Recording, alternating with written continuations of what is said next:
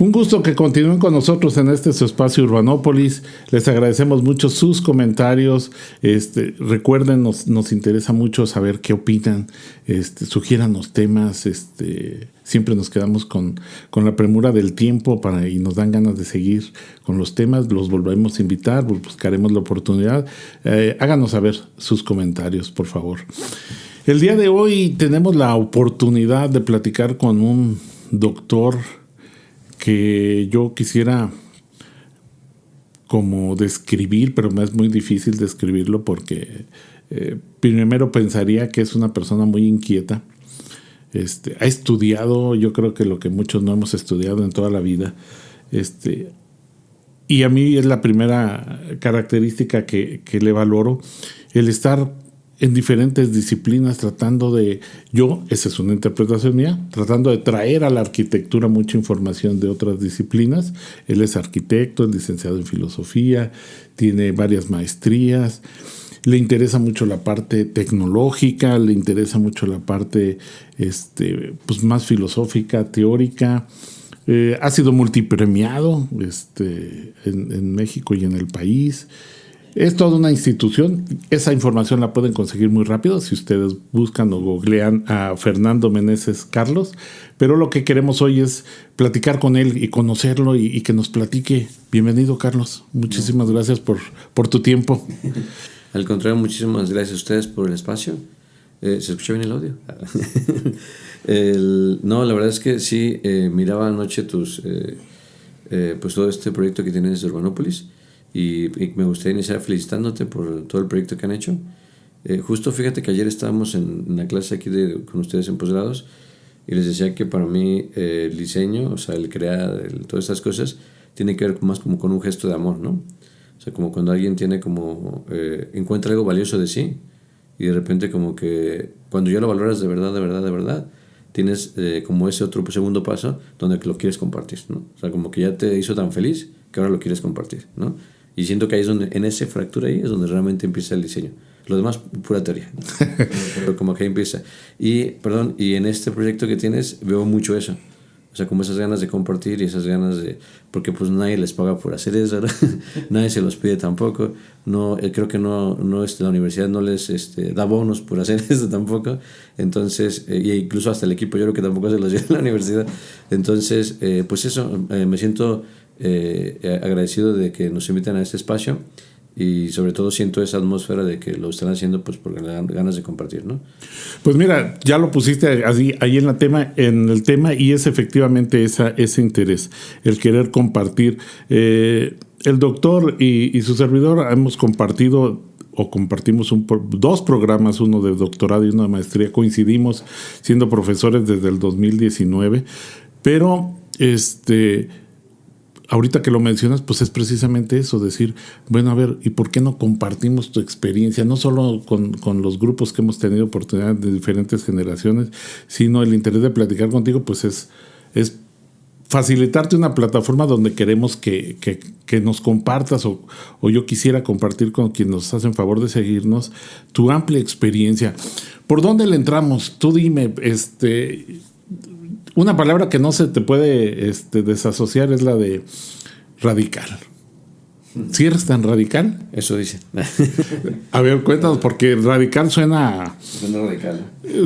Sí, no, suena a querer tirar todo y volver a construirlo de cero, ¿no? O sea, como dice uno, una modificación radical es así como no quiero saber nada de lo que hay. Y yo lo que veo en ti es todo lo contrario, es un afán de ir construyendo desde diferentes, ir a estudiar filosofía, ir a estudiar una maestría en biología, en cuestiones tecnológicas, y estar trayendo a la arquitectura. Entonces no me suena tan radical. A ver, cuéntame de dónde lo radical. Claro, siempre somos escuela, imagínate en las fronteras, ¿no? Cuando enviamos cartas a embajadas o consulados así, escuela radical. Vetado. No, nos quieren mucho hasta eso, pero siempre es un tema de explicar, ¿no? Sí, claro. Creo que ha sido una puerta hacia decir radical, y además pues, mi aspecto tampoco es como muy, muy sobrio, por decirlo de alguna forma. Pero en realidad lo que pasa es que leemos mucho, ¿no? Y seguro que ubicas a Thomas Hume cuando habla acerca de su postulado de cómo en las ciencias y las teorías del conocimiento pues van como que desdoblándose, ¿no? Y hay un fragmento donde él explica este fenómeno, digamos, casi ontológico, de cómo nosotros somos incapaces de acceder a la realidad, o sea, que no hay manera, y que nuestra especie solamente se aproxima a partir de dogmas, ¿verdad? Entonces, todo lo que conocemos son puros dogmas, ¿no? Así para estar de acuerdo, ¿no? Como ayer te decía eso también en la disertación. Y desde ahí entonces él hace una distinción entre dos bloques importantes. Uno primero que sería las ciencias normales, que él denomina, y que son esos momentos históricos donde hay un dogma, el que sea, y que por cuestión natural, como el dogma no es la realidad, ese dogma puede ser validado o contradecido por un sistema social, político, económico, biológico, de todas las aristas que tú quieras. Pero también llega un punto en el que ese dogma quedó tan atrás o quedó tan lejos o está tan desconectado de nuestra realidad tangible real, que entonces él mismo dice que genera una crisis, un vacío. Y según él, ahí surgen las ciencias radicales, ¿no?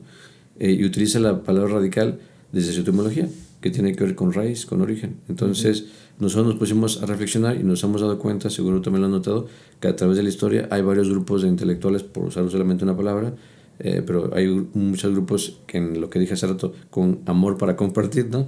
Que se han autoidentificado como radicales. Entonces encontramos como ese hilo de momentos históricos en el que un grupo de sujetos han dicho, oye, nada de lo que está parece que es coherente con nuestro discurso o con la Bauhaus, la Bauhaus, por ejemplo, y a partir de ahí se establece como un cambio de paradigma, ¿no?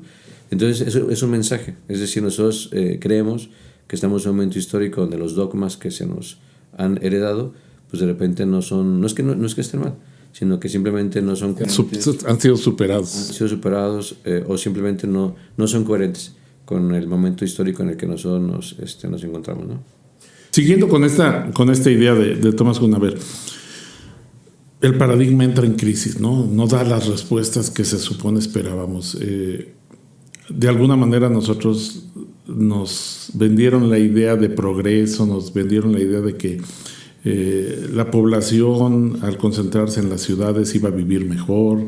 Mucha gente migró a la ciudad pensando que iba a elevar su nivel de vida, su calidad. Y empezamos a darnos ahorita cuenta, pues precisamente de esa crisis del paradigma. Es decir, tenemos una crisis social, hay una desigualdad tremenda, hay una inseguridad, tenemos una crisis ambiental que, aunque uno diga innegable, hay quienes todavía la niegan. Es decir, muchas señales precisamente de que ese paradigma ha sido superado. Pero, en tu opinión, ¿cómo van los esfuerzos o cómo vemos nosotros la construcción del otro paradigma? Porque, como bien menciona, bueno, pues nos cambiamos, pero ¿dónde está la otra?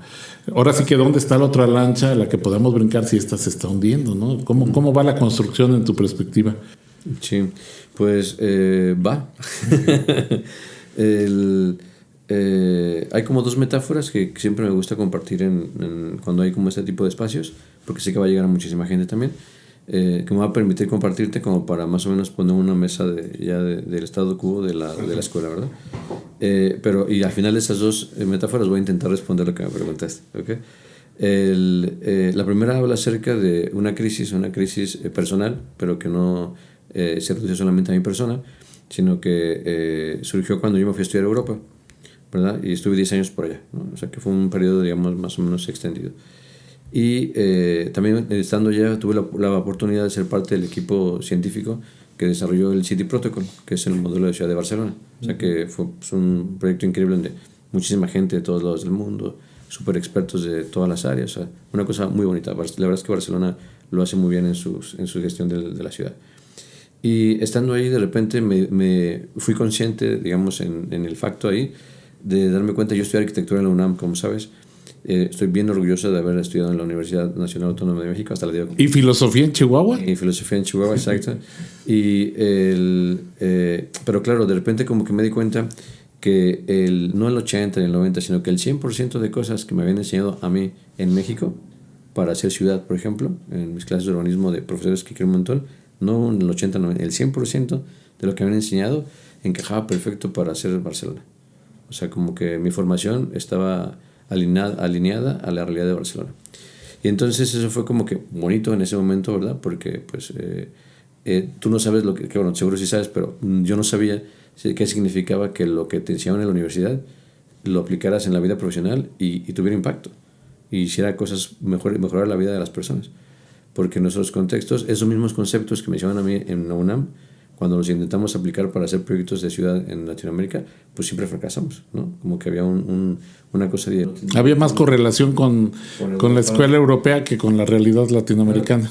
Para ese entonces, como bien dices, ya había, pues, ya tenía la filosofía como otra herramienta de reflexión, pues ya damos herramientas, la epistemología, las diferentes fenomenologías y formas de aproximarse a esas preguntas.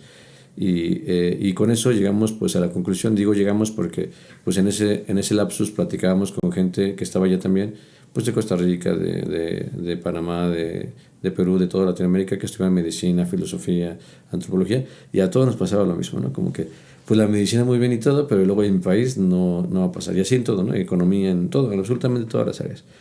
Y entonces eso nos llevó a entender que pues lo innegable, que la educación que nos han dado, digamos, si sigues ese árbol genealógico del conocimiento, pues viene de Europa. O sea, que nos han, que eso ya lo dijo Leopoldo Sea, que ya lo explicó muy bien Enrique Dussel y todo este asunto, ¿no? Y entonces desde ahí, nos dimos cuenta entonces que el punto de inflexión había estado justamente en la colonización de Latinoamérica. Pero tampoco queríamos... porque pues, tú has estado allá, o sea, no es como que esto sea un tema de buenos y malos, o sea, claro. O sea no existen los FIFI o sea, no hay pobres y ricos, no hay derechos izquierda, o sea, esos son puros, digamos, constructos, puros conceptos desde una política, desde una manipulación política, ¿no? Y tampoco queremos hacer esta cuestión de Europa, no Europa. Y que simplifican y no dejan llegar más a fondo de finalmente de lo que hay, ¿no? Que es lo que interesa, pues en este caso el conocimiento, pues más que otra cosa. Entonces, porque también tenemos muchos amigos europeos que han hecho muchas cosas por Latinoamérica y gente muy querida que también está de aquel lado. Entonces intentamos abordar este tema desde la forma menos rencorosa posible, por decirlo de alguna forma, y entonces inventamos esta metáfora que es la metáfora del zapato de pie plano, donde básicamente primero hace hincapié en que cuando vino la colonización europea, pues no es que fueran malos como de los buenos y malos, como decía hace un momento, sino que ellos estaban simplemente ejecutando su modelo cultural, ¿no? En esos momentos históricos, en Europa también había pues colonizaciones entre ellos, o sea, era su protocolo de actuar. Y que cuando alguien iba a conquistar otra nación, que era su forma de existir, pues el protocolo justamente era matar al rey, a la reina, a los sabios y matar como absolutamente todo lo que había, lo que significaba como un peligro de reivindicación del pueblo sometido. Y cuando llegaban a nuestro territorio han hecho eso, más o menos. Han como quitado idioma, dioses, templos, todo. O sea, es lo que les tocaba. Lo hicieron bien su trabajo, ¿no? Y además pues implantaban sus modelos, ¿no? La religión, la política, la economía, la organización, y hoy seguimos teniendo municipios, o sea, es como que el ayuntamiento sigue siendo, y seguimos siendo cristianos, ¿no? Y seguimos hablando, y ahorita estamos hablando español, ¿no? Entonces lo hicieron bien, ¿no? Y entonces, bueno, todo eso lo que nos llevó es como entender que no es que fueran malos, sino simplemente están ejecutando su modelo cultural. Investigamos en los registros que alcanzamos a encontrar. Habían algunas notas donde se enviaban 100 toneladas de oro al mes hacia Europa. O sea, imagínate, bueno, en economía pues ya lo sabrás valorar. Entonces, pues dijimos, es un montón, imagínate en toda Latinoamérica, ¿no? La cantidad de riqueza que se ha generado. Eso nos llevó a investigar entonces del otro lado cómo era la riqueza de aquel lado, y en el particular, bueno, obviamente hay muchas Europas, pero en particular la Europa colonialista, vamos a decir España ahorita por poner un nombre, pues ha sido pobre todo el tiempo, menos en dos momentos. En la colonia, pues que se hace súper rica, y cuando la Unión Europea se forma porque no querían países pobres de vecinos, entonces le inyectaban dinero como para elevarlos, ¿no? Pero fuera de eso, pues hay pobreza en general, ¿no? Entonces, claro, pues eso nos lleva como un escenario en esta metáfora, pues el pueblo también es parte del botín, ¿verdad? Y entonces nosotros nos imaginamos a este pueblo como niños, porque pues ha matado a todos los padres, ¿verdad? Todo lo que podría representar como resistencia. Más que niños huérfanos, ¿verdad? Porque les han matado a los padres. Y como esos huérfanos son los que están cargando las 100 toneladas de oro hacia el barco. Entonces, pues de repente ven a estos niños descalzos, ¿no? Porque no tienen zapatos. Y este conquistador pues los ve y dice, oye, son mis esclavos ahora, ¿no? Son mi pueblo, son mi propiedad, póngale zapatos. Y nos dan zapatos. No sabemos si por un acto de eurocentrismo, de propiedad o porque un acto de decir, oye, pues no puedo ver por humanidad. Por humanidad, no sabemos, o sea, por qué, pero el hecho es que, o a lo mejor simplemente porque parte del protocolo es que todos tienen que usar el zapato, pero la cosa es como que nos han dado zapatos, ¿no? O para garantizar la producción. O para porque era más eficiente. También puede ser. Sí, Ahí sí, especulación mera. Sería un buen debate, digamos, de exploración histórica. Pero la cosa es que sí, entendemos, es una metáfora al final, como que nos han dado zapatos, ¿no? Y lo que intenta como poner en la mesa intelectualmente esta metáfora es decir que estos europeos sufren de biplano, ¿verdad? Y que los zapatos que nos dieron no es que estuvieran malos, sino que estaban hechos para sus pies. Y que de tal forma, pues cuando nos dieron a nosotros, no sé, esos zapatos nos incomodaron, nos ampollaban, nos lastimaban, ¿no? Salían sangre, ¿no? Generaban sangre en nuestros pies. Pero éramos huérfanos, niños, no nos podíamos defender. Entonces, pues esos niños crecieron, tuvieron hijos y curiosamente también les dieron los mismos zapatos, ¿no? Y luego esos tuvieron más hijos y también tuvieron los mismos zapatos. Hicimos un cálculo rápido, yo ahorita tengo 44 años, sería como la generación aproximadamente número 22 de los hijos, de los hijos, de los hijos, de los hijos, de los hijos, de los hijos, a los que algún día obligaron a usar zapatos de pie plano. Y pues nos sentimos más o menos en un momento histórico donde entendemos que pues ni tú ni yo ya somos esos huérfanos de hace 500 años y pues ya hemos ido a Europa, a Asia, a todo el mundo y incluso hemos hecho sus ciudades, ¿no? O sea, como que ya somos adultos, ¿no? Ya hasta adultos mayores, ¿no? En términos culturales. Y entonces eso nos hace como reflexionar y entender que tal vez es momento de reflexionar sobre nuestros zapatos y que si esos zapatos nos siguen lastimando, pues quitárnoslos y empezar a hacer nuestros propios zapatos. Obviamente es una metáfora y en lugar de zapatos de pie plano pues puedes poner arquitectura, puedes poner urbanismo, puedes poner medicina, filosofía, política, religión, absolutamente todas las categorías de nuestra cultura oficial, por decirlo de una forma, ¿no? Y en el caso de este ejemplo que ponía inicialmente de la ciudad, pues nos quedó la espinita, ¿no? Entonces es la metáfora que explica esta crisis y eso nos llevó entonces a decir, bueno, ¿y qué pasaría si en lugar del zapato de pie plano ponemos a la ciudad, ¿no? Y nos dimos cuenta que lo más profundo de una ciudad, en muchísimas categorías, porque la ciudad es un fenómeno complejo, pues es las chivitas, ¿no? Que tiene que ver con ese contrato que hacen los sujetos en un grupo, ¿verdad? O sea, si ahorita fuera una entrevista nudista, pues deberíamos de estar desnudos, ¿no? Y no pasaría nada, fuera parte del contrato. Como no, pues estamos vestidos, además hace frío. Es parte del contrato. Es parte del contrato, exacto. Entonces, las chivitas, que sería ese contrato social, en Europa es unas chivitas, antropológicamente hablando, de sujeto-estado. O sea, un europeo, insisto, hay muchas Europas, pero hablamos en términos neutros, digamos, un europeo tiene un contrato con el Estado. De tal forma que si el Estado te dice algo, el europeo lo cumple. Te dice 80 kilómetros por hora, vas a 80 kilómetros por hora. Si te dice zona universitaria, pues zona universitaria. Pero en Latinoamérica, si dice 80 kilómetros por hora, pues tú vas a 70 o 90, 80, ¿no? No vayas a ser menso, ¿no? Como que te ves mal, ¿no? Y si es zona universitaria, pues afuera venden cerveza. No sé si me explico. Entonces es como que en Latinoamérica el Estado no representa lo mismo que el Estado en Europa. Entonces, a nivel antropológico, en Latinoamérica lo que encontramos después de visitar muchos territorios latinoamericanos es que no existe este contrato social sujeto-Estado. Incluso en Chile, que acabamos de estar también con ellos, que sería como el más oficializado desde este modelo neoliberal de Estado, incluso ahí las personas no confían en el Estado. Entonces, en Latinoamérica, cuando tú vienes del Estado, pues, si yo fuera del Estado ahorita, me estarías preguntando desde la desconfianza, ¿no? Aunque fuera tu amigo. Entonces, para nosotros, Estado implica conquista, colonización, corrupción, narcoestado, no sé, o sea, esto es una cuestión, no hay un contrato entre el sujeto y Estado.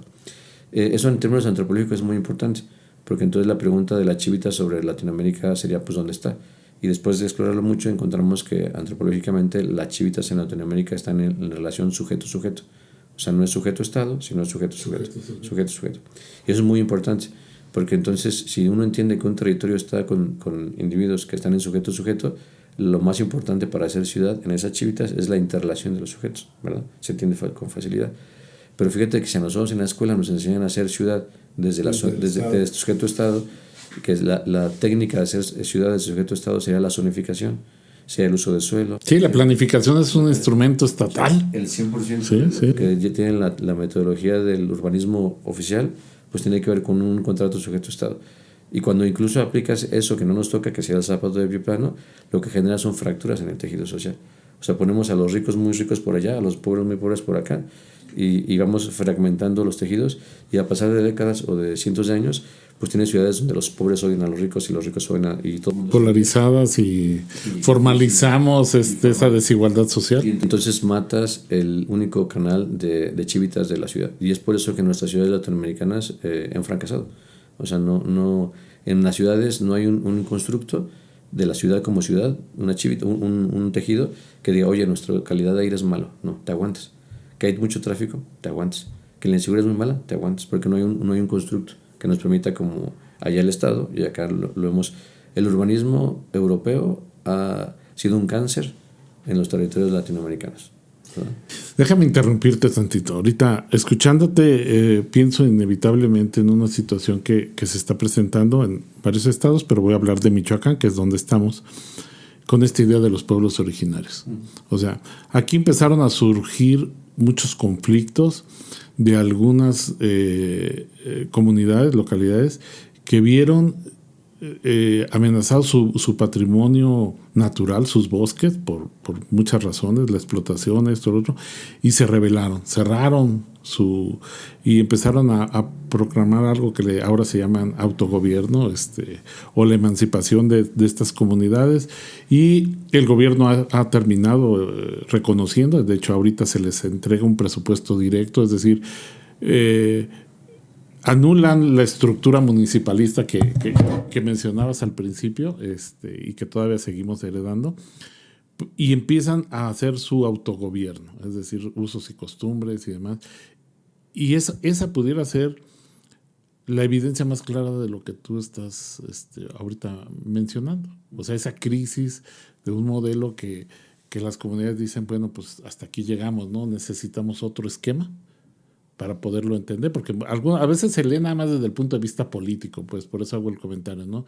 De que estos grupos de autogobierno y demás, pero siento que esta lectura política pues es muy superficial. O sea, lo que tú estás explicando es que es más de fondo, ¿no? Claro. Tiene que ver con este contexto, y lo ligo pues por las condiciones naturales, porque es lo que ha detonado esta rebeldía pues de estas comunidades. Claro.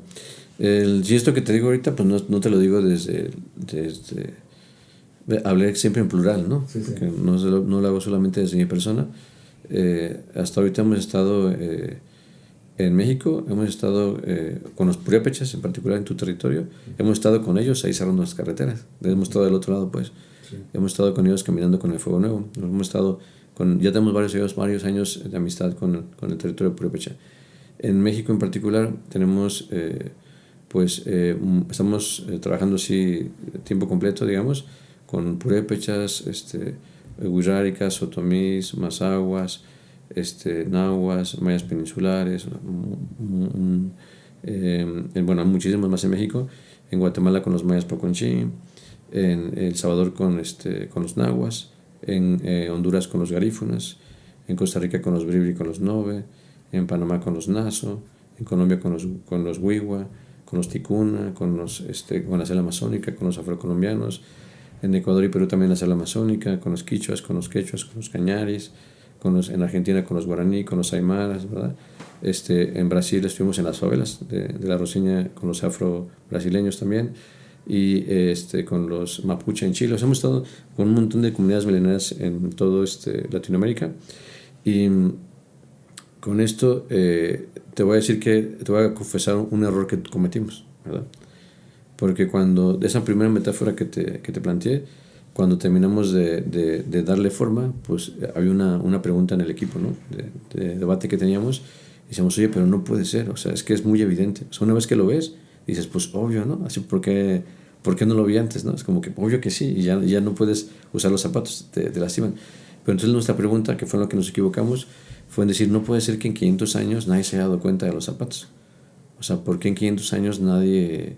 O sea, nos daba mucha desconfianza pensar que era posible. Que lo acababan de descubrir ustedes. Porque o sea, y nos dio mucha desconfianza. Dijimos, algo está mal, algo no estamos viendo. Y efectivamente nos hemos equivocado. Nos volvimos a revisar todos esos 500 años, y entonces nos dimos cuenta que no, que en esos 500 años ha habido una resistencia constante, y que no ha parado. O sea, como que no estábamos escribiendo nada, sino solamente estábamos escuchando una frecuencia que había estado ahí desde siempre, ¿no? Tu propia universidad se funda desde un sujeto que tiene una conciencia del pueblo purépecha. Y se funda desde esos principios, de cómo dar la educación al purépecha. O sea, esta escuela, hice mi doctorado en Barcelona, ¿no? Y el doctorado lo tienes que defender en catalán, ¿sabes? El metro está en catalán, tienen Google y Office en catalán. Esta universidad debería hablar en purépecha. No sé si me lo explican. ¿Eh? Si fuéramos coherentes con lo que con el origen y con esa cadena de resistencia. Hace poco Pepe Mujica, que también fuimos a su casa, no logramos hablar con él porque justamente un poquito antes le habían diagnosticado cáncer y ya no nos pudo recibir, pero estuvimos con su equipo de trabajo, que seguramente tú superubicas a Pepe Mujica, y al final pues desde ahí pues hemos estado muy próximos y muchas de las entrevistas eran de despedida, ¿no? Porque él sabía pues que ya estaba en su época, en su momento final. Entonces una entrevista muy interesante, ¿no? Que me gustaría como citar ahora. Y le preguntan a él, ¿no? Pepe, así como que, pues tú sabes, no tengo que explicar, pero digamos, Pepe Mujica, así como guerrillero, presidente, revolucionario, o sea, el espectro de la resistencia en todos los niveles. Hasta en el amor, ¿no? Y congruente desde cualquier posición. O sea, la congruencia sigue. O sea, yo soy una persona que admiro mucho desde incluso pisar su territorio. Y de repente le pregunta, ¿no? Oye, ¿y qué cambiaste, no? O sea, así como una pregunta le hace a la persona así de, después de todo esto, o sea, eres un referente, ¿qué crees que cambió? Y él se queda así todo tranquilo, muy a su estilo, y dice, pues no cambiamos nada, ¿no? Y entonces la persona que lo entrevista se queda así como confundida, ¿no? Porque le dice, ¿cómo que nada? Dice, sí, no cambiamos nada. Entonces la persona que la entrevista pues no entiende lo que está diciendo Pepe Mujica y le vuelve a preguntar, ¿entonces estás triste? Dice, no, estoy feliz. Y la persona que la entrevista está más confundida todavía, ¿no? Y le dice, ¿cómo que feliz? Y entonces estaba en un evento y le dice, mira, ¿cuántas personas ahora están luchando en la resistencia, ¿no?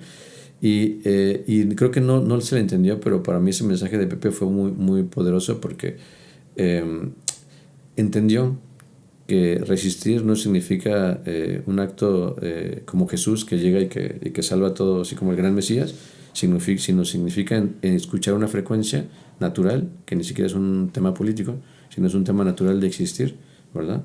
Y que está ahí desde hace 500 o tal vez 2025 años o tal vez 10.000 años, ¿no?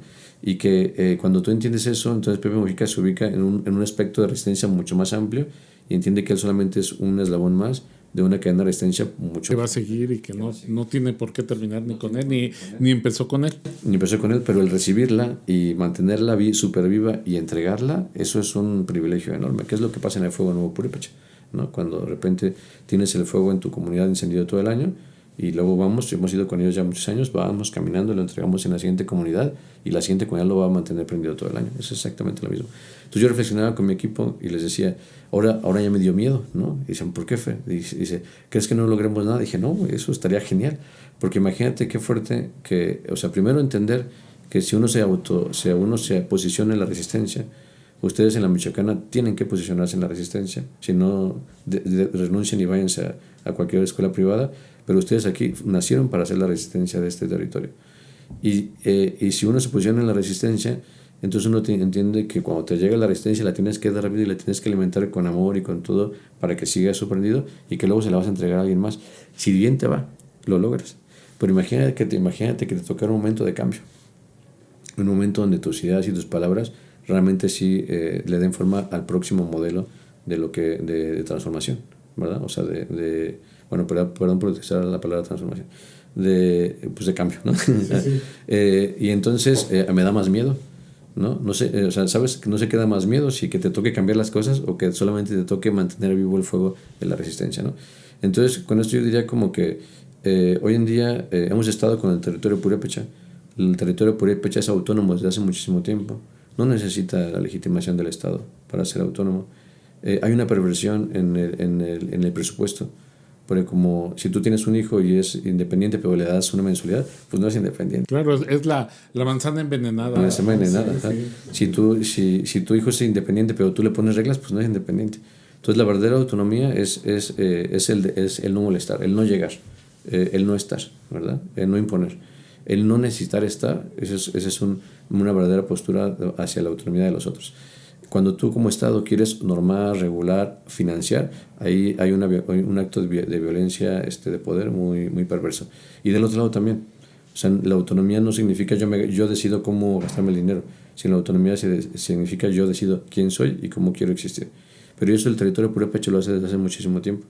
Que en el otro esquema pues explicaría esta práctica tan común y que muchos ya lo ven como parte inherente del Estado, que es esta idea de etiquetar los recursos, ¿no? Para el presupuesto. O sea, la manera de control es, yo te doy dinero siempre y cuando hagas esto y te etiqueto, entonces terminas haciendo lo que yo quiero porque para eso sí hay dinero. Para lo que tú, a lo mejor para lo que tú necesitas no hay dinero como comunidad, pero sí hay dinero para lo que yo pueda. Sí. Y que en el fondo, pues en México, por ejemplo, hemos estado también con los mayas tocolabales en Chiapas y ellos también tienen autonomía en su territorio.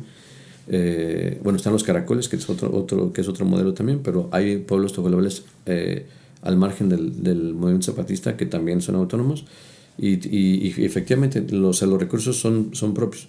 Hay lugares donde no dejan entrar a la Comisión Federal de Electricidad en México. Hay lugares donde no permiten que se vendan papas fritas en sus comunidades. O sea hay una capacidad de autonomía de decir yo no quiero que entre Coca-Cola y no entra, ¿no? Y eso está fabuloso. Y en los NASO, en Panamá también. O sea, hay muchos territorios autónomos en el planeta y siento que siempre han estado y estoy feliz de que sigan ahí. Y eso da igual a cualquier política y a cualquier discurso y a cualquier reflector de un gobernador o presidente o lo que sea, o que a lo mejor incluso podría ser de buena voluntad. O sea, para no juzgar a nadie. Sí, claro. O sea, no es un tema de buenos y malos. Sí. Es un tema como que del modelo, ¿verdad? Bueno, y la segunda metáfora que te quería compartir, que tiene que ver con que llegamos a esta crisis de decir, oye, pues no, que no es cierto que lo acabamos de descubrir, solamente nos acabamos de escuchar algo que ya estaba ahí pues todo el tiempo, siempre ha estado. Y luego yo reflexionaba en retrospectiva y decía, claro, cuando leía a Leopoldo Sea en la universidad, pues ya estaba el discurso, o sea, al final ya estaba todo el tiempo ahí, pero no es tan fácil escucharlo. Y entonces lo que sí entendimos es que esas historias de resistencia nunca llegan a la educación oficial, o sea, nunca llegan al modelo oficial. Y ahí hay perversión también, Perdido Burda ya lo dijo, o sea, sí, la recreación. La élite del poder siga. O sea, si la universidad pública surge como una autonomía intelectual y un derecho de educación para el pueblo, ¿verdad? ¿Por qué una universidad autónoma debería de certificarse? ¿No? ¿Por qué existe una institución del Estado que certifica a la educación pública? No debe existir. ¿Por qué existe una institución internacional que certifica la educación del Estado, la educación autónoma de un pueblo? No debe existir, ¿verdad? ¿Por qué una universidad autónoma hace para hacer sus programas de estudio ve y voltea al mercado laboral? No debería existir, ¿verdad? O sea, nosotros deberíamos estar reflexionando sobre cómo mejorar la vida de todos nuestros territorios, nada más. ¿Sí me explico? Y hay un montón de otros digamos, ecosistemas de universidades que piensan en la vida productiva, en la vida empresarial, en un montón de otras cosas. Pero si esta universidad se fundó desde la esencia de cómo un purépecha se educa, y si seguimos esa línea y hemos visto y analizamos todas las etapas, ustedes son súper revolucionarios aquí en este estado. Hoy en día la universidad debería estar luchando por esas cosas. O sea, hoy ustedes por constitución tienen derecho a abrir un programa. Nosotros como Escuela Radical tenemos que aplicar un REBOE. Ustedes tienen el derecho constitucional. Alguien luchó para que ustedes tuvieran ese derecho. Entonces, después de todas estas plataformas que hay en la perversión de la validación, es lo mismo que los purépechas.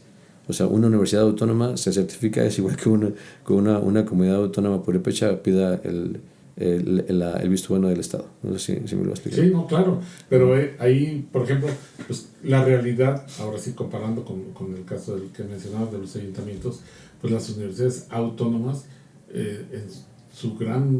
en un porcentaje mayoritario es recurso federal. Entonces deberíamos bueno, y eso está bien, porque al final, yo siempre les digo en clases, o sea, cualquier persona trabajadora que barre, que dirige una empresa, que lucha y que se para temprano y está todo el día jodiéndose como dirá Fox, no peor que los negros, como mexicanos, es para hacernos reír nada más, está pagando impuestos, ¿verdad? Y esos impuestos están pagando todo esto, la educación. O sea, no es el dinero del Estado, claro. no es dinero del gobierno. O sea, el gobierno no tiene dinero. O sea, sí, es el gobierno. Es el papel fundamental del Estado es la redistribución de la riqueza. Es decir, ahora yo distribuyo ese recurso para garantizar la educación. Entonces, claro, pero y pública es como un acceso, como un gesto, como que nos sabemos organizar, pero no es porque el pueblo cuando te compras una Coca-Cola, que está mal, ya no la compres, ¿no?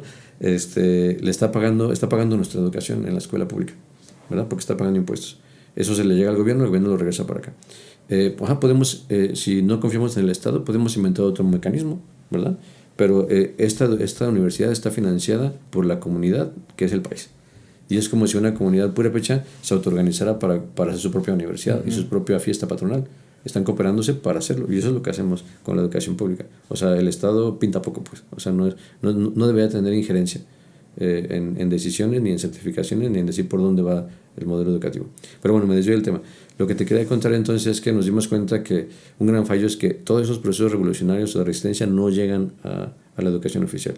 Y creo que mi desvío del tema tiene que ver con que en estos espacios como la Michoacana sí deberían de llegar, sí se deberían de atender como esas otras historias, como esas otras versiones. Se les debería dar mucha importancia como a esta otra frecuencia de resistencia, ¿no? por utilizar una palabra, ¿verdad? Y entonces cuando analizamos eso nos dimos cuenta que no era tan sencillo, porque como eso lo explica mucho mejor Enrique Dussel, como que después de la colonización el mundo cambió. O sea, es como cuando alguien hace el amor por primera vez, ya que sé, ¿no? O algo más trágico, ¿no? Cuando alguien le viola, ¿no? Ya hay como un acto así tan drástico y tan traumático que ya hay un antes y un después. Y parece que al mundo global eso le pasó después de la colonización. La colonización, y hay que decirlo con tranquilidad, no es un tema de odio a la Europa. O sea, como te decía, tengo muchos amigos europeos, les quiero un montón. Hay muchos europeos que han hecho mucho más por Latinoamérica que muchos latinoamericanos. Entonces yo no me atrevería a decir hoy en día que culpar a un europeo por lo que pasó hace 500 años. Era una manera de pensar y de entender el mundo, ¿no? Pero tampoco podemos ser ingenuos. Y también habría que decir en la misma mesa y en la misma frecuencia que hoy un europeo, todos los europeos completitos, han vivido mejor y con mucho más beneficios que nosotros gracias a la colonización, ¿verdad? O sea, hoy un europeo tiene mejor calidad de vida por la colonización. Entonces todo ese proceso de extractivismo que se movió en ese momento histórico ha cambiado el mundo, ¿no? Como te decía, como dijo Enrique Dussel. Y desde ahí entonces se despertó otros intereses a nivel global, y tal vez uno de los que lo ha entendido muy pronto y lo ha ejecutado muy rápido es el mundo anglosajón, ¿verdad? En nuestro continente, Estados Unidos es el primer país en generar su independencia a finales de 1700, y luego al siguiente año ya casi que empieza sus procesos de colonización, y hoy por hoy sigue teniendo neocolonialismo en Latinoamérica. O sea, hay países en Latinoamérica que son colonias de Estados Unidos, ¿verdad? Oficialmente, y otros extraoficialmente. Otros los dolarizó y otros los hizo tratados internacionales. Entonces viene la segunda metáfora a partir de esta reflexión, porque entendimos que ha existido una colonización europea, pero que después, inmediatamente antes de que este niño huérfano llegara a la adolescencia, empezaron a violarlo sistemáticamente todas las noches, ¿no? Y que esas violaciones, que lo digo con esta palabra para que sea trágico y que nos alertemos, tiene que ver con un sistema de aspiración que establece el mundo anglosajón, y que hemos tenido unas colonizaciones sistémicas, generación tras generación. Entonces, una generación la convencen de ser nacionalista y la mandan a las guerras, ¿no? A otra generación la convencen del amor y la paz y los hacen hippies, ¿no? A otro de las drogas y la psicodelia, pues se nos mueren todos casi, ¿no?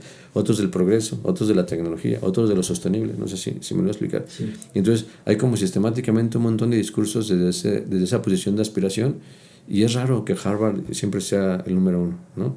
Es raro que el premio Nobel sea en la misma mesa. Es raro que los rankings siempre sean del mismo sitio. No sé si me lo voy a explicar. Entonces, hay antropológicamente hay una forma muy clara del mundo anglosajón, y con esto obviamente no estoy hablando de... es un tema genérico, no podemos hablar obviamente nunca de todos, pero como de este arquetipo cultural donde parece que el mundo anglosajón existe a partir de la anulación del otro. O sea, es decir, ¿qué necesidad de decir que soy el número uno? Para hacer eso tengo que decir que todos los demás son el número 2, 3, 4, 5 y 6. Y eso me legitima a mí como el número... Ese modelo de aspiración que Michel Foucault, Levinas, Levi Strauss y todos los Lipovensky, todos ellos nos han explicado pues con mucho detalle, nos hace entender entonces esta segunda metáfora que tenemos en la radical, y es: imagínate que Latinoamérica es un bosque mágico, ¿no? Como un bosque mágico así, con seres todos relativos, ¿no? Así como diría Einstein. Todos de colores así mágicos, así súper raro, ¿no? Es como cuando los europeos dicen, oye, el realismo mágico latinoamericano, ¿no? Y resulta que los autores solo estaban describiendo lo que pasaba en el lugar, ¿no? Somos más relativos en Latinoamérica, eso es un hecho, pues. Y en ese mundo mágico relativo que tiene Latinoamérica, ¿verdad? De repente llega de otro mundo muy lejano otro sujeto. Ahorita vamos a pensar que es un perrito. No porque nos queden mal los perritos, sino porque suena bien la palabra de aperrado. Es un nuevo concepto económico y político, aperrado. ¿Okay? Y entonces este perrito, que es el anglosajón, representa al anglosajón, empieza a decir en todos los canales porque Salomon Asch y Milgram en el siglo pasado han demostrado cómo sí es posible y cómo hacer además la manipulación de masas y cómo hacer el tema de control. Entonces sabemos que si es oficial, que si se repite muchas veces, si lo dice la izquierda y la derecha, pues es verdad. ¿Sí me explico? O sea, como que hay todo, por eso el sistema es perverso, porque si alguien dice algo acá y luego acá y acá y acá, pues dices, no, pues debe de ser así, no hay duda. Entonces sistémicamente nos han hecho creer que ser perro es lo mejor que nos puede pasar en la vida. O sea, que ser perro es así como, wow, el super subida, ¿no? Esto es una metáfora, por supuesto. Entonces, siempre que cuento esta metáfora, invitamos a un segundo personaje que es un colibrí, y siempre que la cuento digo que voy a hablar en primera persona para no ofender a nadie, por si alguien se siente vulnerado, ¿no? O vulnerada. Y imagina entonces que yo soy un colibrí, biológicamente, pero yo nací pensando que soy perro, ¿verdad? Porque fui víctima del aperramiento, ¿verdad? Eso quiere decir que mis papás son colibríes, pero que también fueron víctimas del aperramiento, que mis abuelos son colibríes, pero también fueron víctimas del aperramiento, ¿verdad? Y así sucesivamente. Y entonces en esta metáfora donde está un colibrí aperrado, o sea, un colibrí que le compra el discurso al perro y que realmente cree que ser perro es lo mejor que puede pasar, o sea, quiere decir tener tus doctorados, por eso soy un perro, ¿verdad? Tener tu profesión, tu casa, tus carros, tu esposa, no sé qué, todo lo que el mundo hegemónico te dice que debes de tener en el tiempo que lo tienes que tener y estas cosas, y crecer más y no sé qué, y premios y todas esas cosas que ya cumplimos y tú y yo, y que sabemos que no se trata de eso, ¿verdad? Pero que a un joven se le empuja a aspirar a luchar muchísimo y sacrificarse por eso, pues nos lleva como a este colibrí que está en todos sus días cotidianos intentando aperrarse. Y por eso hemos encontrado 5 trastornos importantes, después de ahorita ya de 22 años que estamos reflexionando en esos temas. El primero tiene que ver con, el primer trastorno, y es muy, muy, muy importante, tiene que ver con el cuerpo. O sea, el cuerpo es el primer territorio transgredido por el modelo hegemónico, ¿verdad? Esto es como si el colibrí se despierta un día y de repente se da cuenta que tiene 2 patitas. Y dice, oye, pero si yo soy perro. Debería de tener 4. Entonces va y se compra una prótesis para tener 4 patitas, ¿no? Entonces, en nuestra opinión, si una persona se siente muy alta, muy bajita, muy gorda, muy flaca, muy blanca, muy negra, muy lacia, muy china, muy más, muy menos de lo que tú quieras, en nuestra opinión ha sido víctima de este primer principio del aperramiento. Eso significa que el modelo ya te chupó, o sea, te ha abducido en ese primer territorio que es el cuerpo, que te dice tú quién eres, ¿no? Te define como millennial, como sea, todo son puras tonterías, porque es una apropiación de ti como cuerpo. El segundo trastorno está en otra escala, en la siguiente escala, y tiene que ver con el idioma. El idioma es súper importante, porque en el idioma no es solamente un gesto cultural, sino es literal el lugar donde se almacena el espíritu de una cultura, de un pueblo, ¿verdad? Y claro, cuando uno va a hablar purépecha, ¿no? Cuando uno grita "Huichar, Huinapicua", ¿no? Con fuerza y todas estas cosas, empiezas a entender que en el purépecha hay un montón de... cuando entiendes qué significa Curicaber y todas estas cuestiones, entiendes que hay un montón de cosmovisiones mágicas y una forma de entender el mundo que no se pueden entender fuera del purépecha. Y que no caben en el español. Y que no caben en el español. Y así. Entonces, claro, cuando tú le robas el idioma a un lugar, le robas su forma de entender el mundo. Lo descontextualizas, lo anulas así sistémicamente. Entonces, claro, fíjate que hasta la colonización europea fue más humanista, por decirlo de una forma, porque llegaron y nos enseñaron sus dioses, su idioma, pero claro, tú te vas a Ecuador y no hablan español, ¿no? Hablan en quichua español, ¿no? Te vas a Ciudad de México y hablan náhuatl, ¿no? Que náhuatl le falta, ¿no? Te vas ahorita vivo en Mérida y tienen su casa, por supuesto, y pues hablan maya. Ninguna comunidad la puedo pronunciar bien todavía, ¿no? Porque todo está en maya. Todo está bien porque hay se permea entre el idioma del colonizador y el idioma local. Sí, hay como la hibridación, pero el inglés no. En inglés es un estándar, no es humano, es un parámetro. De tal forma que es como si de repente, como si el colibrí se despierta y pues no ladra, ¿no? Porque es colibrí. Y dice, oye, no ladro, estoy mal. Y entonces está obligado a ir a sus colegios bilingües, ¿no?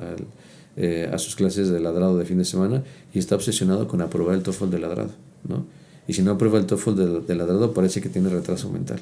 No sé si me explico. Entonces, el segundo trastorno de esta metáfora del colibrí aperrado dice que si una persona se ha sentido menos por no hablar inglés, o se ha sentido menos por hablar purépecha, ha sido víctima de este segundo trastorno del idioma, ¿no? Que tiene que ver con tan robado, tan anulado, como decías, desde tu cultura.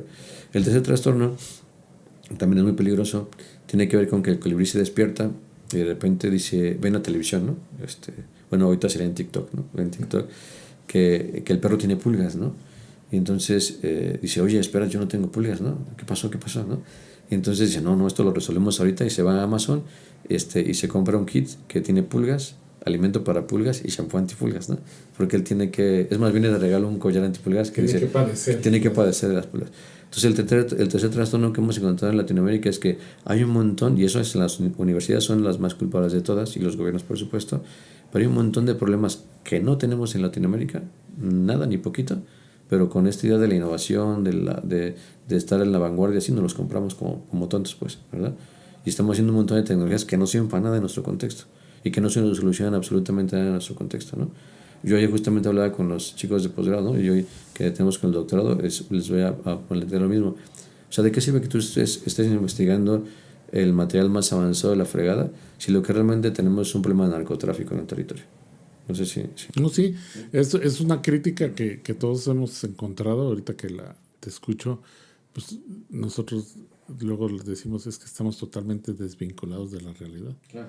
Andan inventando problemas. Yo cuando llega el momento de la tesis le digo es que asómense a la ventana porque andan inventando problemas para hacer una tesis cuando afuera hay un montón de problemas esperando ser solucionados. ¿Y estás de acuerdo que esta universidad es el lugar donde se deben de solucionar? Sí. Nos toca moralmente, pues. Sí. ¿verdad? Hay un compromiso. Hay un compromiso. Al ser privilegiados por estar en las aulas y por llegar a la escuela, que no todo el mundo tiene esas posibilidades, pues se asume un compromiso de cambiar la realidad de los que están allá afuera, porque como bien decías tú, los que están afuera y que no llegan a la universidad están preocupados por sobrevivir. Pero además están trabajando para que estemos aquí. Sí. Están pagando que estemos aquí todos, desde el rector hasta, el rector ahora, hasta la última persona del organigrama metabólico de la universidad, todos completitos. El último sería yo. Estamos aquí financiados por ellos, ¿no? Por esos trabajadores que día a día van a luchar por conseguir su comida. Entonces, el tercer trastorno tiene que ver con esta cuestión de resolver problemas que no son nuestros. De comprar problemas que no son de nosotros, ¿verdad? Que es muy importante como entenderlo. Hay que saber por qué luchar. Sí. No hay que luchar por las pulgas del perro, ¿no? Por decirlo de una forma. El cuarto trastorno es también muy importante y tiene que ver que pues en el fondo soy un colibrí.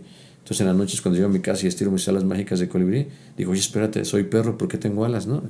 ¿Qué pasó ahí? Entonces me corto las alas, ¿no? Me las mutilo, me quemo las heridas, tiro las alas al fuego, porque tengo que, sistemáticamente mi aperramiento me obliga a negar lo que soy, ¿no?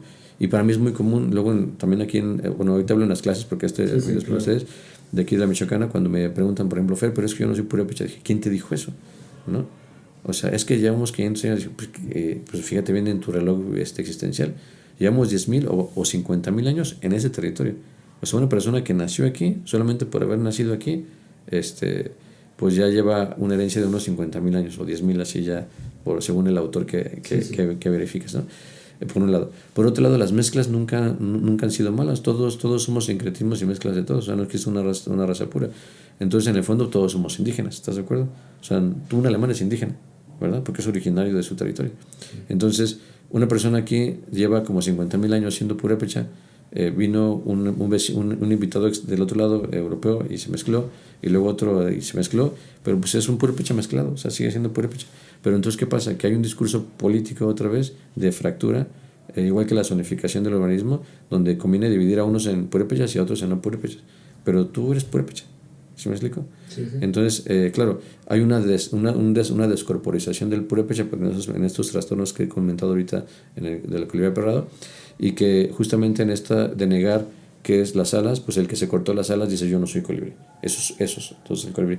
Entonces te lleva a marginar y a negar de forma negativa las alas. Entonces le llamas indígena, pobreza, subdesarrollo, tercer mundo. O sea, en Latinoamérica debe estar prohibido decir tercer mundo y primer mundo. ¿Estás de acuerdo? O sea, es una autoanulación. Sí, ¿no? Y además un discurso superado. Y viejísimo y todo ese rollo, ¿verdad? Y porque seguimos usando la palabra de mestizo. ¿Sí me explico? O sea, como todas esas cosas que si uno se detiene 2 segundos y dice, no, pues sí es cierto, ¿no? Y como que las puedes montar. Ese es el cuarto trastorno. Como el entender que el cortando las alas tiene un montón de capas que incluso nos hace autolegitimarnos como no ser eso, pero lo somos. O sea, tú llevamos a Europa y seguimos siendo latinoamericanos. Aunque tengamos abuelos o no sé qué españoles, o sea, seguimos siendo latinoamericanos. Y es la negación de ese proceso de hibridación normal y natural. Pasa en todos lados y que siempre va a pasar. Entonces, o sea, ese no es el punto, ese no es el debate.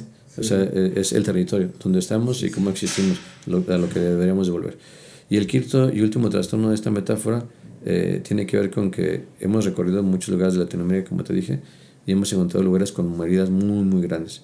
Y esas a mí a nivel personal me han pesado mucho, pero a nivel intelectual nos han ayudado a entender que este equilibrio perdido tiene heridas. O sea que en Latinoamérica hay muchas heridas muy profundas y muy marcadas, y que muchas veces el conflicto no está en el conflicto mismo, sino en la herida. Entonces, en las investigaciones de tesis, a veces habrá que preguntarse más por las heridas que por los problemas, ¿verdad? O sea, ¿qué herida está patrocinando, está empujando a que ese conflicto suceda, ¿no? Ahorita tenemos ahorita, la Escuela Radical tiene presencia en 21 países de Latinoamérica. Entonces, la gente que tenemos ahorita en Ecuador, con Doña Mari, que está en la comunidad Cañari, una comunidad bien bonita también, ya hemos estado 2 veces en su casa, y su hijo, tiene 2 hijos, bueno, tiene varios hijos, pero uno de sus hijos es militar y el otro estaba en el paro. Entonces, fíjate, eso es una foto de Latinoamérica y en muchos contextos, donde una madre tiene que tener a uno que está de un lado y otro que está en otro, y se pueden hasta matar, son hermanos. Y entonces uno se pregunta, o sea, ¿qué sentido tiene? O sea, ¿a quién beneficia esa acción? ¿Qué defiende? O sea, ¿en qué momento nos perdimos? Entonces te das cuenta que un purépecha lo que quiere es un territorio libre y seguro para vivir. Eso es lo que tú quieres y lo que yo quiero. O sea, ¿por qué esa fractura de ideologías? A lo mejor es hasta lo que el gobierno del Estado quiere, pero ¿por qué esas fracturas? Entonces hay un odio sistémico almacenado en las heridas profundas, porque en este territorio se les ha marginado y se les ha arrinconado a los purépechas demasiadas veces. Y eso es algo que ha pasado tantas veces y de tantas formas, que existe una herida gigantesca ahí. Y de este lado nos han hecho sentir vacíos y sin lugar, sin herencia, ¿no? Que también es una herida, ¿no? Entonces ese vacío de un sujeto mestizo, ahorita solo para usar otra palabra nomás, pues nos lleva a una herida grande que nos hace no vernos acá, pero tampoco acá, ¿no? Y eso es una herida también tremenda. Entonces, bueno, ese es el quinto principio que tiene que ver con las heridas, ¿no? Cuando llegamos a ese punto dijimos, oye, pero está súper fuerte, porque imagínate cómo este colibrí puede solito, o sea, un individuo solo, enfrentar toda esta complejidad de existencia. O sea, ni Jean-Paul Sartre habría podido, ¿no? Está complicado, es muy complejo. Entonces, primero entendimos que ningún individuo lo puede hacer solo, sino que es un tema de comunalidad. Afortunadamente en Latinoamérica la comunalidad sí existe, en otros lugares del mundo no. El individualismo es su ADN cultural, pero aquí la comunalidad es como algo vigente. Y entonces también nos dimos cuenta que no había herramientas desde la academia oficial, y por eso tal vez he estudiado tantas cosas, no las he encontrado. O sea, estudié 5 años filosofía, y cuando estuve unos días en los mayas tojolabales en Chiapas, se me rompió todo y dije, no estudié filosofía, estudié 5 años del pensamiento europeo, ¿no? Me faltan todas las otras filosofías, y por eso nos hemos dedicado estos últimos 6 años a recorrer todo el territorio. Entonces ahí, en 2018, estábamos en supercrisis. Si me hubieras conocido en 2018, habría estado así, sudando, ojeroso, preocupadísimo, y habría sido una plática tal vez muy depresiva, ¿no? Y así. Pero estaba así, no, es que ya tráete el mezcal, es que... Pero en 2018 porque no encontramos salida. O sea, le preguntamos a la filosofía, a la antropología, a la sociología, a la psicología, a la biología, a la física, a la astrofísica, a todos, y no encontramos salida. Y de repente nos llegó un artículo de unos amigos que tenemos que trabajan en las Naciones Unidas, y hay un artículo que decía que ellos hacían una denuncia, porque decían que con datos de 2017, pero publicado en 2018, que decía que solamente el 43% del mundo había llegado a globalizarse, ¿no? Íbamos lentos. O sea, el artículo decía, gobiernos, naciones del mundo, unamos esfuerzos, hagamos un fondito para que lleguemos a todos lados, ¿no? Y yo te tengo que confesar que ahí por eso yo me enfado con la ingenuidad, porque yo fui ingenuo. Yo sí pensé que el mundo era global, ¿no? Me dijeron desde niño que el mundo era global. Pues yo vivo en un mundo global, ¿no? Y cuando te dicen que solamente el 43% del mundo es global, dices, oye, pero me has engañado, ¿no? ¿Cómo que no somos globales? Yo te compré el discurso de que era global. Yo soy perro y esas cosas. Entonces, el artículo decía como que globalidad entendido internet, carretera, electricidad y estas cosas que el desarrollo etiqueta como positivo, ¿no? Y entonces, claro, para nosotros fue una excelente noticia. Dijimos, espera, o sea, quiere decir que regresando a la metáfora que le había perrado, quiere decir que en este bosque mágico solamente el 43% fue perrado. O sea, que esta crisis gigantesca que tengo de no saber quién soy, o sea, solamente sé que no soy perro y que no encajo nada con el perro y que el perro no me acomoda, me lastima y solamente aumenta mis heridas, me hace existir menos. ¿Quién soy entonces, no? Entonces dijimos, estaría genial entonces que podamos ir y vivir con esas otras comunidades que están en ese 57%, y fue lo que hicimos. Entonces el 1 de abril del 2019, a los 100 años de la fundación de la Bauhaus, fundamos la Escuela Radical, que justamente tenía muy clara la idea de que no íbamos a aprender solamente de los libros, ni de toda esta conciencia del perro. Somos expertos en el perro. Hemos estudiado muchísimo el perro para poderlo deconstruir, ¿verdad? Entonces, pero para poderlo construir bien, ¿y desde dónde? Tenemos que ir al... Entonces nos fuimos a esos otros sitios. Entonces la Escuela Radical abrió su primer programa, que básicamente consiste en ir a vivir con estas comunidades. Y desde entonces, estos últimos 6 años, sin parar, hemos estado viviendo en estas comunidades que te mencioné hace rato, y ha sido una experiencia brutal, o sea, como no te imaginas. O sea, Michel Foucault, Jean-Paul Sartre, Kant, Hegel, Descartes, Einstein, todos se quedan pequeños, porque te das cuenta que ellos son los intelectuales de la cultura del lenguaje, ¿no? Pero que hay otras culturas de lo trascendental, del amor, de otras cosas que están aquí, que existen y que han existido todo el tiempo, y a las cuales nosotros pertenecemos, ¿no? Tú hemos estado en lugares donde la gente no entiende qué significa el dinero, por ejemplo, imagínate, ¿no? Para el posgrado de economía, ¿no? Así, una sociedad que no entiende qué significa el dinero. Lugares donde la sexualidad se interpreta como algo bueno y no algo malo. Lugares donde el feminismo y el machismo no existen, porque estos temas de género son como pues muy del cristianismo, sí, sí, y de otras cosas. Y entonces se te va deconstruyendo tanto que entonces es fácil ver estas cosas que te decía hace rato, como que la ciudad, pues la ciudad europea es sujeto-estado, nosotros somos sujeto-sujeto, que la arquitectura en Latinoamérica nos han enseñado que es el habitar, ¿no? El habitar es del mundo europeo-alemán. Nosotros inventamos un concepto que es el transvitar, que luego también si quieres te cuento. Y son como todas estas deconstrucciones que hemos ido generando. No, y habitar cuando ahora sí que siendo benévolo, porque con el modernismo llegamos a usuarios, o sea, le quitamos todo para ser meramente funcional. Claro, pero que de todas maneras sigue siendo un postulado desde el punto de vista filosófico, sí, de Heidegger, muy desde de una cosmovisión que racionaliza y que piensa que lo productivo es el único fin del sujeto.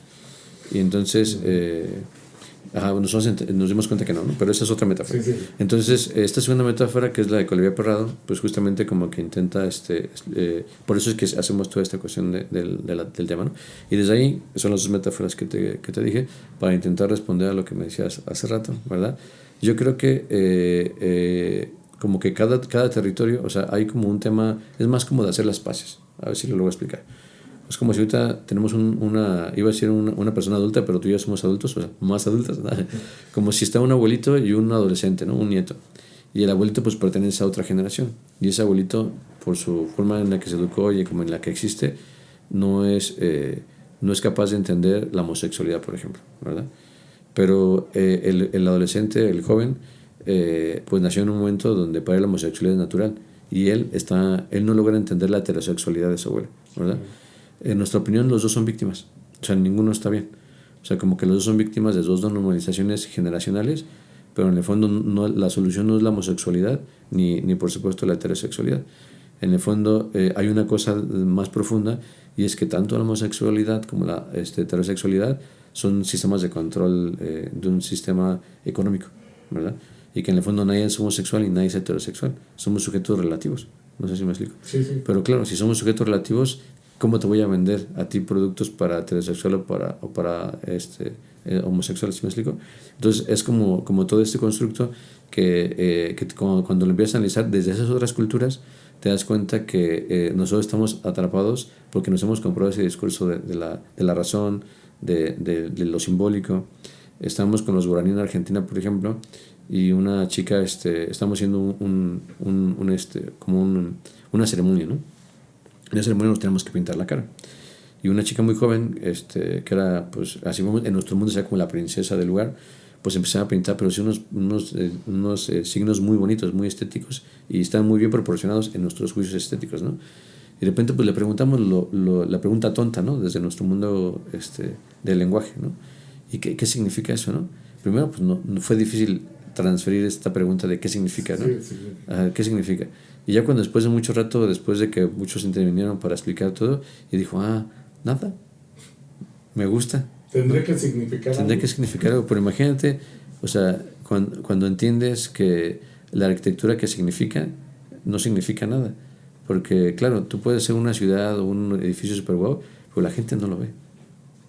No sé si me voy a explicar. O la economía, ¿no? O sea, tú puedes hacer todo un modelo económico de desarrollo y si la gente se visualiza como pobre, aunque tenga un montón, va a ser pobre.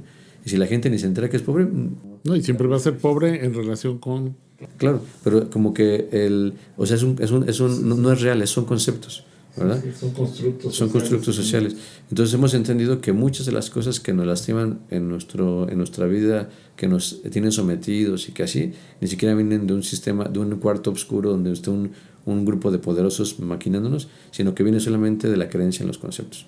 O sea, de la creencia en esos constructos que hacen que nosotros tengamos fe. Somos unos fanáticos de los conceptos, de esos conceptos políticos, económicos, culturales, que nos hacen atraparnos a nosotros mismos en el otro, ¿no? Lo que diría Lipovetsky, ¿no? Por supuesto, pero que trascienden, ¿no? Estamos con los maestros tojolabales en Chiapas y le pregunto a un buen amigo de ahí, tojolabal, así, primera pregunta tonta, ¿no? ¿Y qué significa ser tojolabal, no? Y se me queda viendo con cara de, no te entiendo, ¿no? Pasa el siguiente día y me dice, Ferben, mira aquí, mi perro tojolabal, mi árbol tojolabal, mi río tojolabal, montaña tojolabal. Y después de un poco digo, claro, soy un tonto. O sea, yo, primero, ¿por qué la necesidad de determinar? O sea, ¿por qué la necesidad de definir quién eres, no?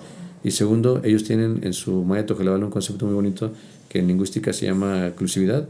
Tienen unos otros que terminan en ki y unos otros que terminan en ko. Y a partir de eso se ha entendido desde nuestro mundo la filosofía tojolabal, con Carlos Denkeser, por supuesto. Y es genial porque en su maya tojolabal ellos tienen la posibilidad de hablar sin que el yo sea el centro de la oración. En español, inglés, francés, el yo es el centro de todo porque viene de una cultura del ego y del individuo. Sí. Pero ellos demuestran que en su cultura el individuo no existe, ¿no? Maravilloso. Porque entonces para ellos efectivamente pues el río tiene que ver como con una extensión de ellos mismos, ¿no? O estuvimos, por ejemplo, ahora con los Naso, ¿no? En Panamá, ¿no? Y de repente también un buen amigo Naso me decía, Fer, explícame por qué tu mundo pues es así tan raro, ¿no? Yo, porque vinieron un grupo de jóvenes de la Michoacana, no te creas, era un grupo de jóvenes que nos dijeron que nos iban a enseñar a conservar nuestro territorio, ¿no? Se llevan miles de años ahí, ¿sabes? Entonces le pregunta el Naso a los jóvenes biólogos de la Organización Internacional de Cuidado de las Zonas así, ya, ¿y cómo se llama este árbol? Y este árbol no sabía, porque no es su territorio. Entonces, como una persona que no conoce un territorio te puede enseñar a conocer el territorio, a conservar el territorio. Y luego ellos le decían, mira, es que usted puede ganar dinero de cuidar el territorio, ¿no? Y él se ofendió, porque te cuento que en la cosmovisión Naso, como cuando un familiar o un ser querido, pero también puede ser un humano, sino un ser querido se va, se transforma en algo. Entonces ahí en su espacio, en su territorio, hay un árbol muy majestuoso, grandioso, que le da incluso vida biológica a ese espacio que le alimenta, que es un antepasado, es como su bisabuelo. Entonces, obviamente, ese árbol tiene un valor afectivo emocional brutal. O sea, imagínate cómo podría él cobrar dinero por cuidar así. Es como prostituir a su abuelita. O sea, no tiene sentido. Entonces, nuestro modelo de la razón, nuestro modelo del lenguaje, nuestro modelo de lo simbólico, nuestro modelo de las ideas que controlan esas cosas, es muy torpe para entender la realidad. Y es tan torpe que nos ha llevado justamente a un tema ecológico global, ecosistémico terrible, ¿no? O sea, tú vas a una ciudad desarrollada del primer mundo y lo natural se murió, ¿no? O sea, se anuló. Y vas a estas comunidades donde te digo, y al contrario, o sea, hay abundancia por todos lados, ¿no? Entonces, para mí, ya sin echar mucho rollo, es una evidencia muy clara de que nuestro modelo, o sea, ese que estudié yo y que creo que también estudiaste tú, que tiene que ver con estos dogmas, con estas cosas, pues ha fracasado. Híjoles, por demás interesante y abre muchas perspectivas. Pero yo quiero siempre nuestro enemigo es el tiempo, hablando de estos constructos, ¿no? Tenemos así como que... Pero a ver, ahorita yo comentaba hace rato que decía, yo ubico a Fernando y digo radical.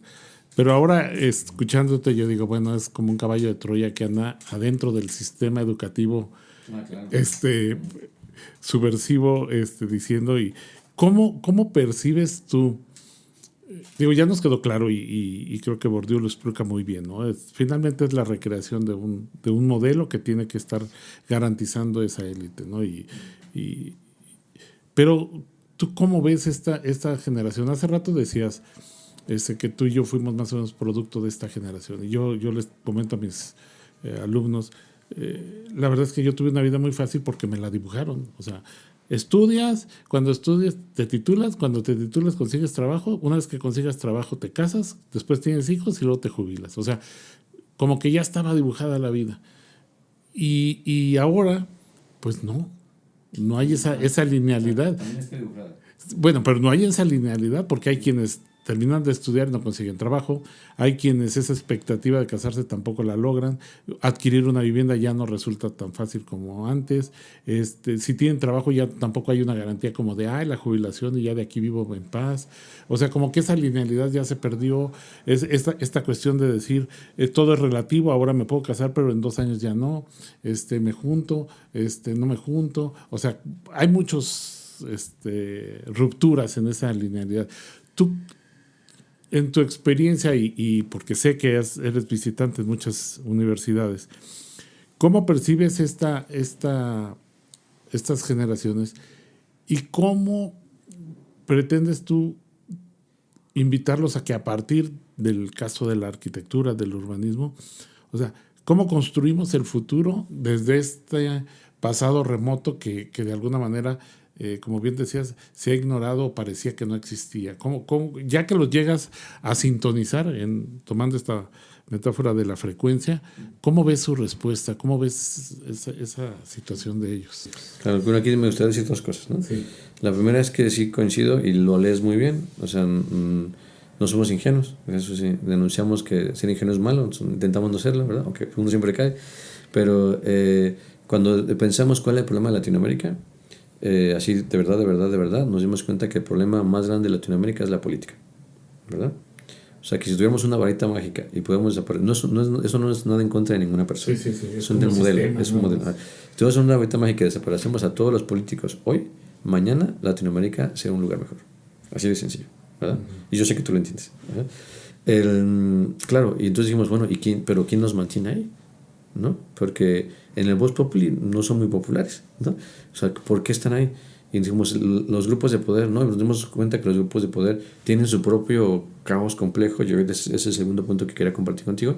Pero nos dimos cuenta en que en términos sociales, por lo menos en Latinoamérica, porque Rusia, Asia y Europa son bloques muy diferentes, pero por lo menos en Latinoamérica la educación es la que patrocina el modelo político social que tenemos en la actualidad. O sea que el problema es la política, la gestión de poder, y la raíz está en la educación, ¿verdad? Y por eso hicimos la escuela. O sea, no hicimos la escuela porque hubiéramos nacido con una vocación pedagógica o así. O sea, no, fue más un acto de necesidad. O sea, el instrumento político es la educación. Es correcto. Y por eso es tan importante. Por eso las escuelas autónomas son muy importantes en el desarrollo de Latinoamérica. Pepe Mujica, antes de que se pasara esto, su último gran proyecto que ya no logró poner a andar era reunir a todos los... O sea, ella entendió que la política iba a fracasar, o que ya había fracasado, y estaba convocando a todos los rectores de todas las universidades más influyentes de Latinoamérica para hacer un bloque desde la educación. Porque se entendía que si se hacía desde ahí, la cosa iba a cambiar. Nosotros lo habíamos entendido un poquito antes y por eso cuando hablábamos de radical, pues quería como saber más de lo que estábamos haciendo. El tema está en que lo que está mal es el modelo educativo. O sea, cuando tú vas a una clase, o sea, no tú me refieres, sino cuando el modelo va a una clase y de repente hablamos de primer mundo, tercer mundo, o hablamos de habitar, hablamos de urbanismo, sistémicamente estamos patrocinando estas cosas. O sea, ¿sí me explico? Cuando usamos la palabra cliente en una escuela pública es que no tiene sentido, ¿verdad? O sea, el usuario que decía hace rato, ¿no? Es un acto cosificado de consumo, o sea, no tiene sentido. Cuando dejamos de hablar de lo purépecha en la universidad, en esta universidad, no tiene sentido. Entonces nosotros entendimos que el problema estaba en la educación. La escuela radical no se hizo para ganarla a ninguna universidad, ninguna escuela, es una convocatoria. Y ahorita tenemos amigos pues, en 21 países, donde todas las universidades que entienden un poco lo que estamos haciendo se suman. Y tenemos muy buenos amigos en muchos lugares y que se abren un montón de puertas. Hay gente también que nos las ha cerrado. Hay universidades donde yo no me puedo parar, ¿no? Pero no pasa nada, hacemos un café afuera y llega más gente. Como que así, porque pues como ya Jean-Paul Sartre, estamos condenados a ser libres, ¿no? Es algo que está ya instalado en todos los sujetos. Entonces sí, nuestro interés en la educación es sistémico. Y pues sí, es como un caballo de Troya. Justamente nuestra exigencia en tener un relevo oficial y en estar registrados ante la Secretaría de Educación es para que nuestros egresados tengan un título que les pueda permitir dar clases en las universidades y ser decanos en las universidades. Porque básicamente lo que nosotros queremos es transformar el modelo educativo de Latinoamérica como un primer paso, ¿verdad? Que eso es súper importante. Y hemos tenido un montón de aliados. La Michoacana es una aliada súper importante en este proceso. Coincidimos filosóficamente y éticamente creo que en muchísimas cosas. O sea, ahorita no hemos tenido ningún conflicto intelectual que nos hiciera separarnos, sino al contrario. Y hemos notado que muchos conflictos que existen en las universidades no son por ideología, son por pura política. Son temas de la fractura sistémica que el modelo nos plantea, ¿no? Y es el competir, pero al final somos buenos y luchamos por lo mismo. Entonces también esa convocatoria de la unidad, aunque no estemos de acuerdo, caminemos juntos, ha sido una convocatoria que desde Radical se hace de forma muy de incomodar, pero a quien le llama, pues llega. Entonces en la Radical no hacemos convocatorias de publicidad como para que lleguen los chicos. Ahorita tenemos como 480 radicales. Es un posgrado de 480 personas, es grande, ¿no? Pero una escuela que nadie conoce, ¿no? Entonces parece que el mundo quiere eso, ¿no? Y por otro lado, yo creo que nosotros y las nuevas generaciones y las anteriores somos exactamente iguales. Hemos tenido debates en mesas con gente del Banco Internacional, con gente pues así, de temas internacionales de lo macro, ¿no? Del planeta. Y yo la verdad es que siempre que salgo de esas reuniones termino como con gastritis, ¿no? Porque fíjate, a ver si lo logro explicar. Cuando nosotros éramos jóvenes, el modelo económico global necesitaba trabajadores, ¿no? Necesitamos aumentar la masa productiva. Karl Marx lo explicó, ¿no? Bueno, ya te lo cito porque tú lo sabes. Sí. Y entonces necesitamos más personas, ¿verdad? Capacitados.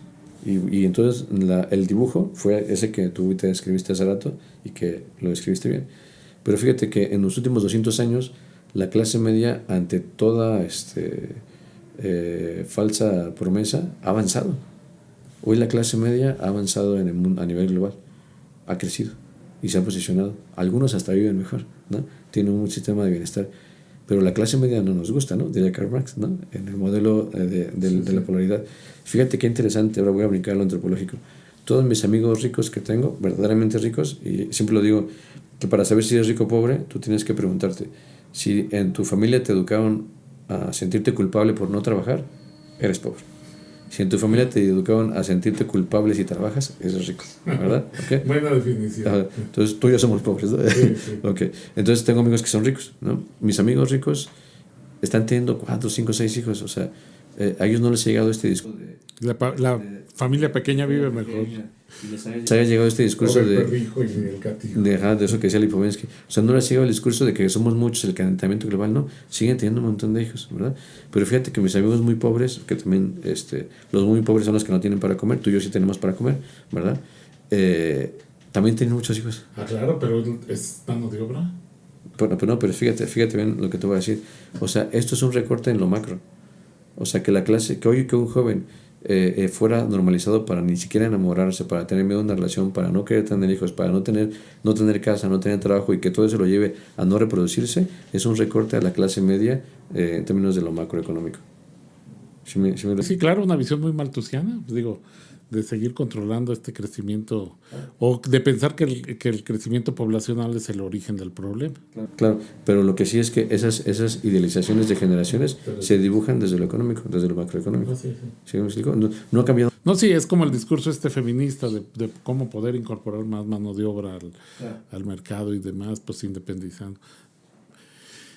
Por demás interesante, Fernando. Muchísimas gracias. El tiempo siempre nos agota, pero yo quiero comprometerte aquí públicamente ante los micrófonos de que podamos tener otra oportunidad de platicar, porque sin duda siempre es interesante y como regresemos a lo que decías, buscamos, creo que tú y yo, compartir la experiencia poco o mucha para que las nuevas generaciones pues tengan otra visión, puedan escuchar otra, en este caso otra perspectiva muy distinta a la tradicional, y pues no nos crean, revisen, lean.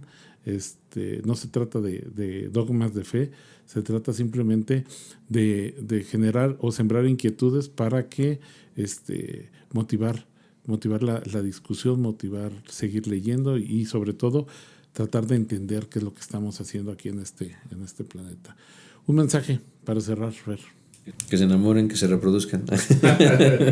No, que yo sigo pensando que la política, o sea, el poder en el Ecopuertos, decíamos que, o sea, no es la política no como concepto abstracto, sino como modelo, como que ahorita vivimos en un momento histórico donde hemos hecho a la política como un hacer poder. O sea, la democracia fracasó, porque la democracia que tenemos hoy en día hace poder para un presidente, para un grupo. Les damos el poder. Hacer poder para unos, ya nos dimos cuenta que no conviene. Entonces deberíamos empezar a migrar a otros modelos políticos que en lugar de generar el hacer poder, cambie las palabras y permita poder hacer, ¿verdad? O sea, hay que ser muy éticos, muy atentos, dedicarle tiempo y atención a que todas las estructuras de poder que generemos estén orientadas a poder hacer cosas, pero no a hacer poderoso a alguien, ¿verdad? Porque eso ya nos hemos dado cuenta en los últimos cientos de años que ha fracasado. Y también que aunque el amor sea disneycializado, no sé cómo decirlo, se ha romantizado, se ha estereotipado de una forma negativa, hemos recorrido todo el territorio, no todo, pero hemos recorrido mucha parte del territorio latinoamericano, y te puedo decir que la gente en las comunidades es súper amorosa. Es una cosa que no cambia. O sea, son súper amorosos, te reciben con los brazos abiertos, existe la abundancia, y a mí me gustaría que Latinoamérica fuera eso. A mí me gustaría que Latinoamérica fuera un lugar donde más que las peleas existan como la fraternidad, ¿no? El que te reciba porque estás llegando, ¿no? ¿Sí me explico? El que el enemigo no es enemigo, sino solamente opina diferente, pero le quieres, ¿no? Y estas cosas así. Y creo que se puede. O sea, creo que deberíamos de luchar por un Latinoamérica más amoroso y menos narco, ¿no? Más amoroso y menos competitivo, ¿no? Más amoroso y menos certificaciones, ¿no? Más amoroso y más así, más purépecha y menos inglés, ¿no? Pues con ese mensaje cerramos, no sin agradecer antes al maestro Ramón Holguín la increíble labor que hace. Ustedes no lo ven aquí en las cámaras, pero es el encargado de la producción, postproducción y hacer posible que lleguemos con ustedes. Nos vemos en el siguiente episodio y les agradecemos mucho, esperamos sus comentarios. Muchísimas gracias.